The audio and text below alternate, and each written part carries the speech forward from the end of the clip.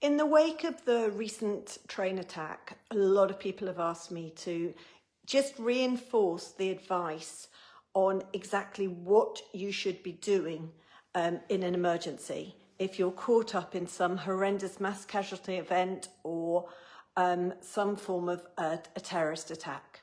So the key advice is run. So run away from whatever's happening.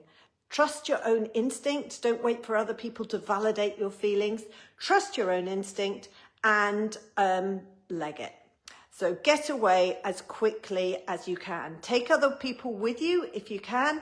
If you have someone who can't or won't, they're frozen and they won't come along at the rate you need them to, then you'll need to keep running and get help for them once you are safe.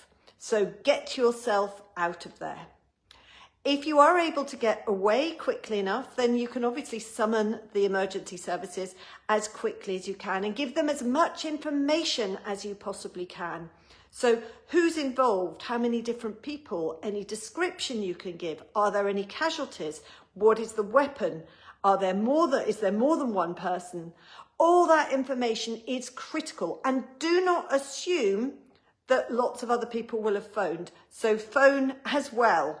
The emergency services will tell you if they already have the information that they need. So run. If you're not able to run, hide.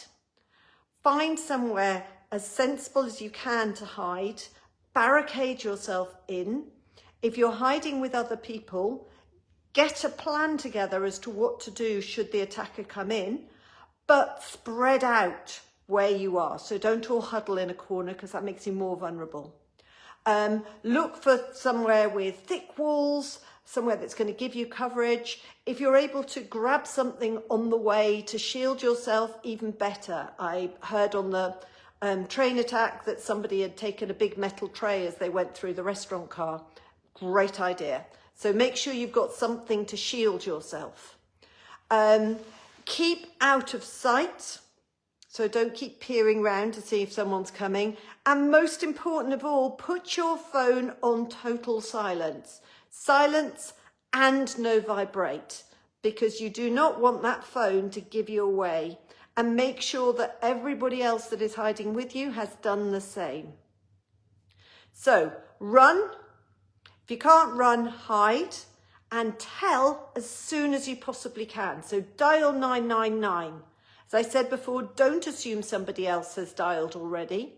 There is a silent solution.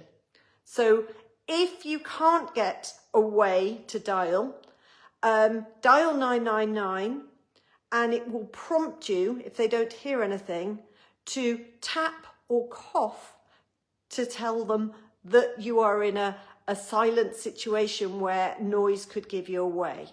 Then you will be prompted to tap 55 on the phone. They will trace your call and they will come as quickly as they can. So only help others if it is safe to do so. I know I'm a first aid trainer. I know this is what we do. I know we want to save lives.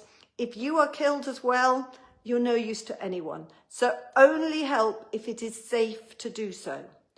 And don't forget, when the police arrive, keep your hands visible and empty. The police will not know who is a threat and who isn't. So it will be a highly charged, adrenaline-filled situation. You need to make sure you are following their orders closely. You're keeping your hands up and empty. They may tell you to get down. You do exactly what they say. Do not approach them. Do not run towards them at speed. Just make sure that you are making it very clear that you are a victim in this, and wait for them to take charge and tell you what to do. If you are able to give first aid, and if you can and if it's safe, then please do, and please help people. Your priorities: somebody that is bleeding and hemorrhaging hugely. If there are dressings anywhere that you've been able to grab on the way, then pressure dressings are fabulous. A lot of places have bleed kits. They will have these sort of dressings in there. They've got the ability to turn it into a tourniquet. They're very good pressure dressings. They will absorb a lot of blood. Tourniquets. If you haven't got a tourniquet, I have videos on onlinefirstaid.com and on firstaidforlife.org.uk that show you how to improvise a tourniquet. You need to make sure you have something that's big enough, at least 5 centimetres. You go above the level of the wound and you put it on tightly. It will hurt them a lot. But if you are able to save their life, then absolutely. But you are only doing this with life-threatening bleeds. So if their direct pressure cannot stop it, then you would be doing that. If it is a blast injury or anything too deep, you will need to pack the wound. Again, I have videos that show you what to do and how to pack a wound. You need to put your finger in, get to the source of the bleeding. If you're able to wear gloves or cover your hand with a plastic bag, then obviously that's nicer for you. But you would stop the bleeding by putting pressure, and then you pack with whatever you have, your sock, a tie, a bit of material, whatever you have, you pack the wound, and then you apply pressure over the top of it. That means that you can get to the source of the wound. If they're unresponsive and not breathing, they will need CPR. If they're unresponsive and not breathing normally, they will need to go into the recovery position. Only look after one casualty at a time. You can tell others what to do and send them to go and look after one casualty at a time. Prioritise and then move on. And when the emergency services come, you can hand over. But you can save a lot of life in a relatively short time by just clearly prioritising. Don't forget to breathe. Breathe yourself, clear your head, and let's hope that none of us ever get in one of these situations.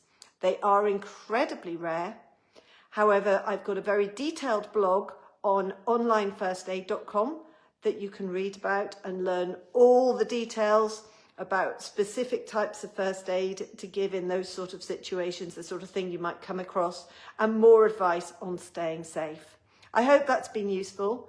I'm Emma Hammett from First Aid for Life and onlinefirstaid.com. Thank you for listening. And if it is helpful, please share with others.